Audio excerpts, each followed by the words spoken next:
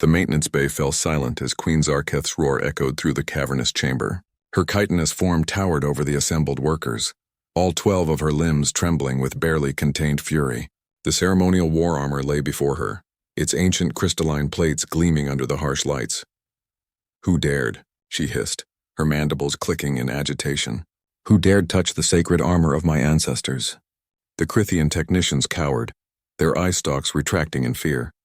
The Velkari mechanics pressed themselves against the walls. No one spoke. No one moved. To tamper with the Queen's ancestral armor was a crime punishable by immediate execution.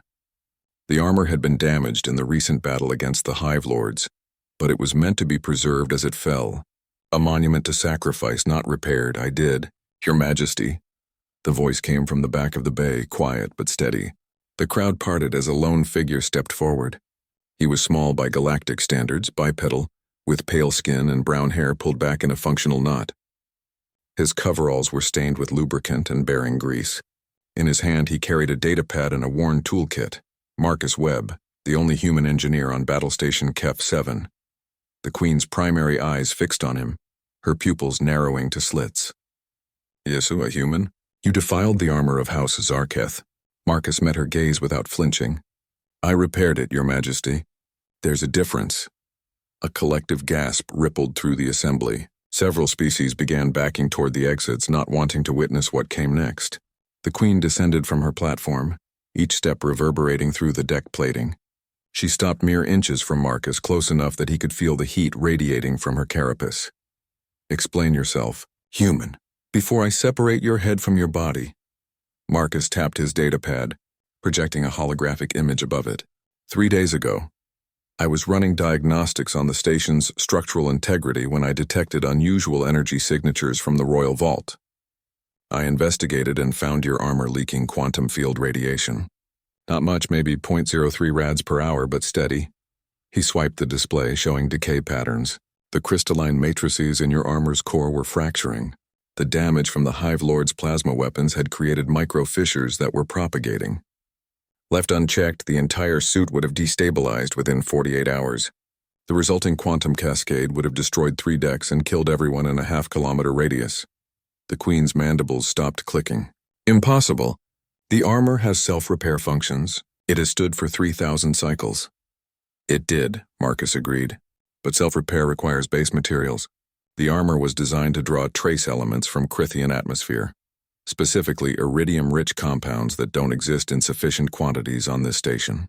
Without those elements, the self-repair couldn't engage. It was slowly dying." He pulled a small container from his toolkit. Inside, tiny fragments of crystal pulsed with faint inner light.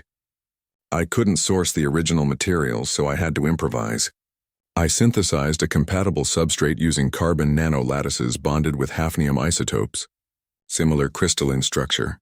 Compatible quantum resonance. I then used a process called electron beam welding, working at the molecular level to integrate the new material with the old." Marcus gestured to the armor. "The repair is seamless. I matched the original quantum signature to within 0.001%. The armor is not only stable, it's stronger than before. The new material has a higher tensile strength and better energy dispersion properties." The Queen stared at the human, then at her armor, then back at the human.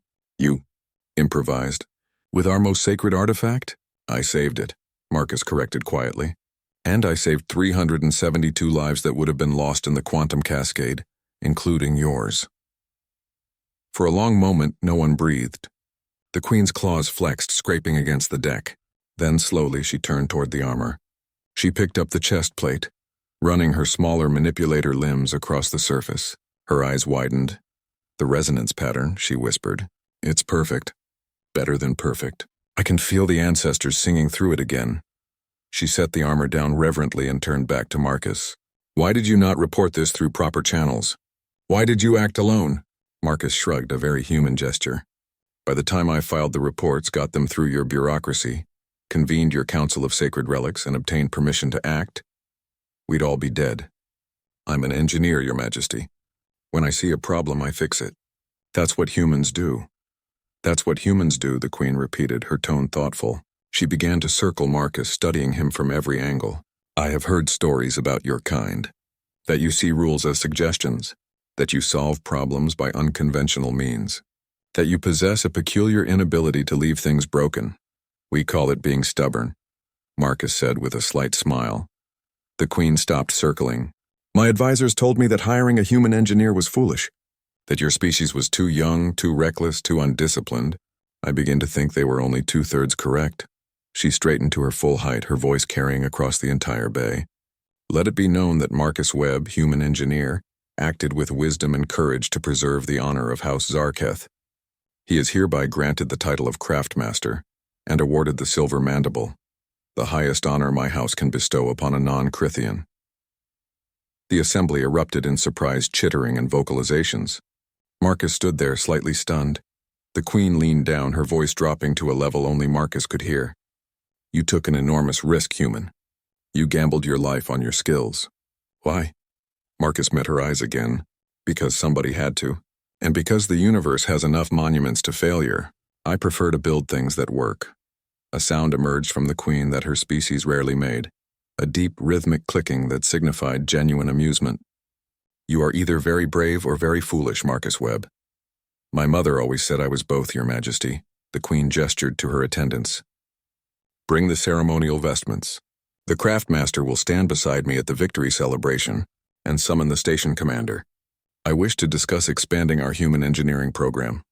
As the crowd dispersed and the bay returned to activity, Marcus returned to his workstation.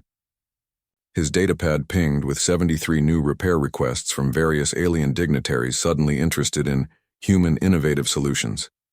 He smiled, pulled out his tools, and got to work. After all, that's what humans did.